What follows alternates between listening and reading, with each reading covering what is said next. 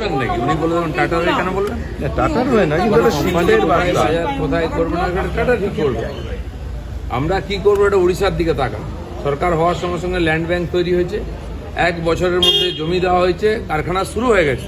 আমার পরিচিত লোক যাদের জমি পশ্চিমবাংলায় আছে, এখানে কারখানা না করে তারা উড়িষ্যায় গিয়ে কারখানা করছেন।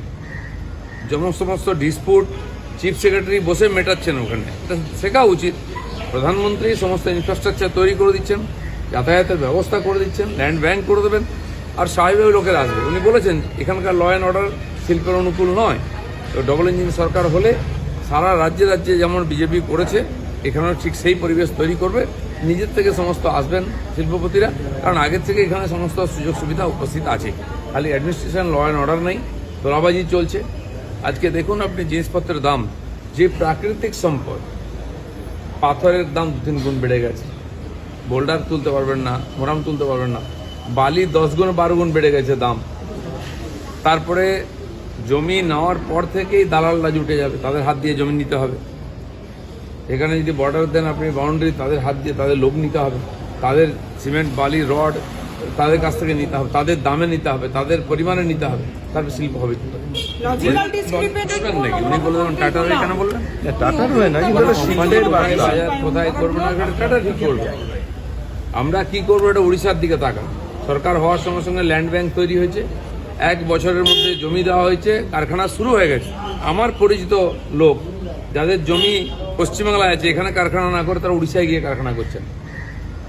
সমস্ত ডিসপুট চিফ সেক্রেটারি বসে মেটাচ্ছেন ওখানে। এটা শেখা উচিত।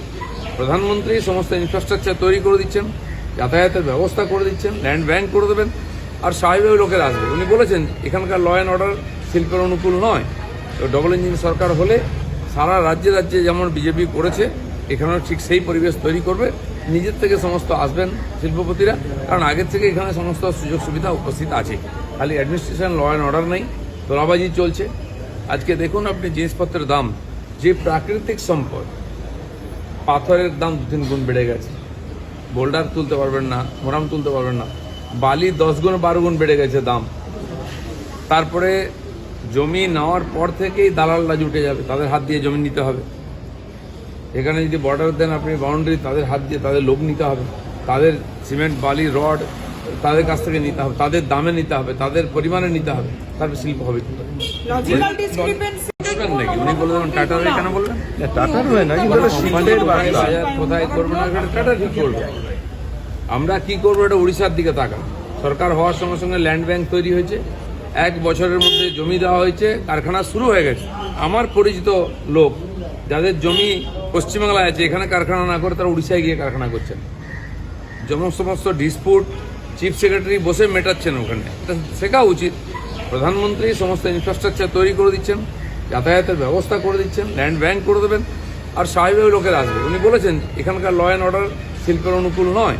তো ডবল ইঞ্জিন সরকার হলে সারা রাজ্যে রাজ্যে যেমন বিজেপি করেছে, এখানেও ঠিক সেই পরিবেশ তৈরি করবে। নিজের থেকে সমস্ত আসবেন শিল্পপতিরা, কারণ আগের থেকে এখানে সমস্ত সুযোগ সুবিধা উপস্থিত আছে। খালি অ্যাডমিনিস্ট্রেশন, ল অ্যান্ড অর্ডার নেই, তোলাবাজি চলছে। আজকে দেখুন আপনি জিনিসপত্রের দাম, যে প্রাকৃতিক সম্পদ, পাথরের দাম 2-3 গুণ বেড়ে গেছে। বোল্ডার তুলতে পারবেন না, মোরাম তুলতে পারবেন না। বালি 10 গুণ 12 গুণ বেড়ে গেছে দাম। তারপরে জমি নেওয়ার পর থেকেই দালালরা জুটে যাবে, তাদের হাত দিয়ে জমি নিতে হবে।